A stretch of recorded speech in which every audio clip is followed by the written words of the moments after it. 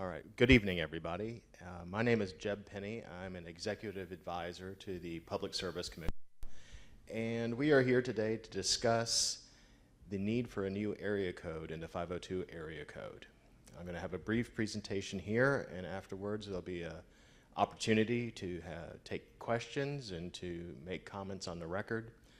And I'll do my best to answer any questions about this process after we give the presentation. So just a brief overview of what the Public Service Commission is. It's an independent agency staffed in Frankfort, Kentucky. We have 3 commissioners appointed by the governor and confirmed by the Senate. Has jurisdiction over 1,100 jurisdictional utilities: water, sewer, electric, telephone, gas, but it doesn't extend to most of the cities and anything that purchases electricity from the Tennessee Valley Authority. So why are we here? Well, on October 14th, the North American Numbering Plan Administrator, otherwise known as NAMPA, filed an application with the Public Service Commission and notifying the Public Service Commission that the 502 area code would exhaust by the 3rd quarter of 2027, simply meaning that there would be no more 502 area code numbers available to be distributed by that period of time. And the NAMPA is the third-party neutral administrator of phone numbers in North America, and they operate under a contract from the Federal Communications Commission. So what happened is that in the application, the NAMPA, prior to it, met with members of the telecommunications industry as well as members of commission staff to go over the various options that could be presented to alleviate the exhaustion of the 502, or to deal with the aftermath when the 502 numbers run out. And they presented 5 different options to the Public Service Commission. It's available on the Commission's website. It's docketed as case number 2024-00333. So just a little bit of background. If you can see, I'll take a step back. These are the current area code territories in Kentucky. In the yellow is the 502. That's the area code we're here to discuss. The orange is the 859, green is 606, and the light blue is the 270/364 area code territory. And here's a map of the current 502 territory with county names. And it, by and large, follows county lines, but not exactly. And we will post a copy of this to our website, too, so people can view this. So we're getting into the options of what was presented to the Public Service Commission by the NAMPA. The first is what's called an all services distributed overlay of the 502 area code with a new area code. So essentially what that means is that you take the 502 area code territory, and once those new numbers are exhausted for 502, new numbers will be assigned with a new area code. What that would require would be 10-digit dialing would have to be mandatory within the 502 area code. It currently is not, but it is mandatory in the 859 area code and the 270/364. Now, this is the recommended option by the NAMPA and all the telecommunication leaders or companies that were participants to the meetings leading up to the filing of this application. And this is also, I would say, the last time that the Commission had to approve a new area code. The Commission went with an overlay in the 270/364 area code in 2013, I believe, is when it occurred. And the reason that this is the recommended option is that it impacts fewer customers than the other options that we'll discuss here in a minute. It's easier for the telephone companies to implement from a translations, billing, and operational support systems. Easier to change their systems to make sure that phone numbers get routed the correct way. It also, in terms of some of the other options, eliminates customer confusion. Some of the options we'll discuss in a minute talk about eliminating boundaries between area codes or splitting the 502 area code into 502 and a new area code number. So the second option that was provided would be what's termed a geographic split. And in this alternative, the 502 area code would be split according to, splitting as evenly as possible, so the remaining sections, the remaining 502 and the new area code would have roughly the same exhaust date, so that you would extend the life of these phone numbers.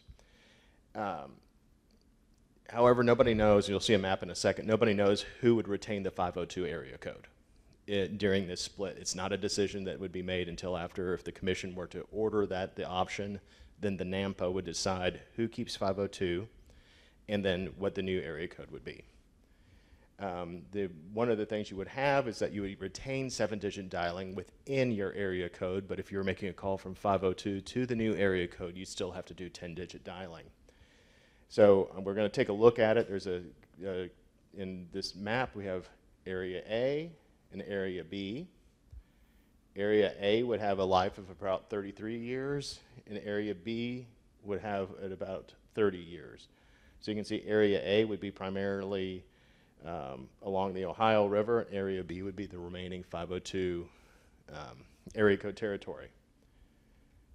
So option 3 that was presented to the Public Service Commission would be to eliminate the boundary between the 502 area code and the 270 and 364 area code. That would mean that 502 would need to have mandatory 10-digit dialing. Like I said, there's mandatory 10-digit dialing in the 270-364 area code as it is. The available 502 numbers would be assigned by request in the 270-364 area code or the 502. So that means if you were living in a 270-364, you wanted a 502 number and it was available, you could ask for it. Likewise, if you were in a 502, you could ask for a 270-364 phone number. But then once all the 502 numbers were exhausted, you'd roll over and only get the option to get a 270 or 364 phone number. So right now, the 270-364 area code is slated to exhaust in 2080. But if the commission were to elect this option, then the resulting 270-364-502 area code would be projected to exhaust in 2044. And this is the map of what this territory would look like. You can see here, I don't know if my laser pointer is working, but this is roughly the 502 area code. Then you would add it, and you would add it to the 364-270 area code right there. So the fourth and fifth options are a lot alike. And so option number 4 is to eliminate all boundaries between all area codes. That would mean that 606 and 502 would have to be mandatory 10-digit dialing, and you would have numbers assigned upon request.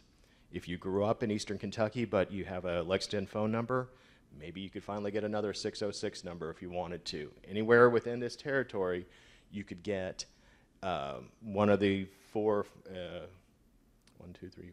one of the 5 available area codes in Kentucky on this. This would, I think, so right now the 606 is projected to exhaust at the second quarter of 2034 and 859 at the fourth quarter of 2045. But if the commission were to adopt this proposal, the exhaust date for the resulting territory would be 2041.